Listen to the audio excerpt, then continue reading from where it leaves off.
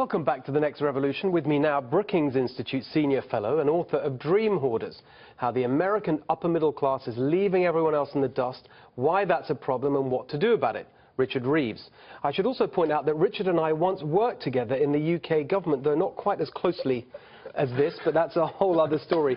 Richard, you're originally from the UK. You can tell you're an American now by the length of your book title, which I appreciate very much. But could you explain a little bit what's behind your argument? Sure. Well, I think the British thing is relevant, and as we are both British, I can say that one of the things I've discovered to my dismay is that the class system in the US, especially the top, is just as strong, if not stronger, than the one that we both escaped from in the UK. And I grew up hating that kind of obsession with class in Britain, what fork you use, how you talk, all that stuff. Yeah. I think we share that. I think is one of the things that we share in our politics. So it's actually been disconcerting to discover that, especially at the top 20%, the upper middle class of American society are actually perpetuating themselves across generations more effectively than in the UK.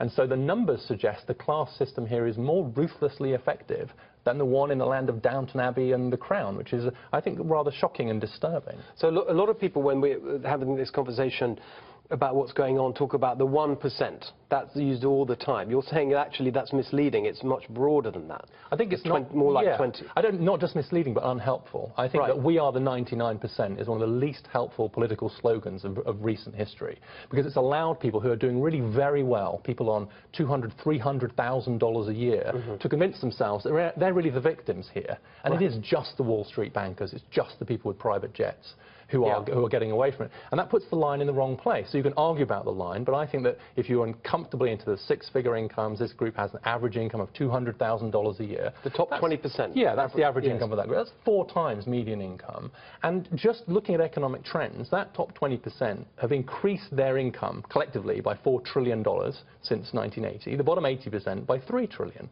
So the whole of the bottom 80% have seen much, much less, and this is market income gains, much less market income gains than the top 20%. That's really where the line is. But you're not just sort of describing it. You're actually saying that this is not an accident, that actually the people at the top there, the elite as we might call them, are actively entrenching their privilege and keeping other people out. How does that work? I think in some ways they are doing it, hence the title Dream Hoarders, that they're hoarding the American dream. And you said at the top of the show, good luck to them, right? The people who are doing well, just they're worried about their sushi. Well, I don't think it's just luck. I think that the way the housing market operates, the way the education market operates, the way the tax system operates, which I know you're going to talk about, all of those are to some extent rigged on our behalf. So they're actually rigged in our favour. So it's not just luck. Look at housing then. Let's just look at housing specifically. How does this work itself out in the area of housing? Well, land turns out to be an incredibly important part of any class system. There's one reason why you say the landed gentry in the country where we come from, right? Landed aristocracy. In the past, the US has been a very big country, in the sense there's been a lot of land and people have moved around a lot.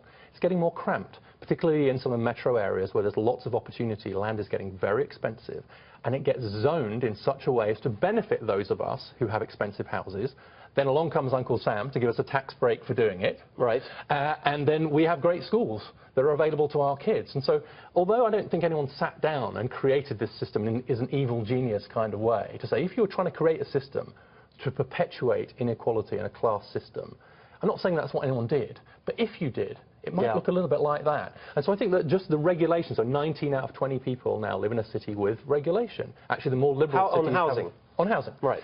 We have exclusionary zoning, which is not justified on environmental grounds or any obvious social grounds. Really, honestly, it's about protecting the value of our homes, which are also tax subsidized. And at that point, you're rigging the housing market combined with the tax system in our favour. So it's not just luck. It's not just good luck. No, we have to look in the mirror here and say, look, to some extent, we have a responsibility for some of these practices. I appreciate that. And I think that making this more of a political argument and not just talking about the financial income aspects of it, I think is really important. Some of these structural reasons for the inequality.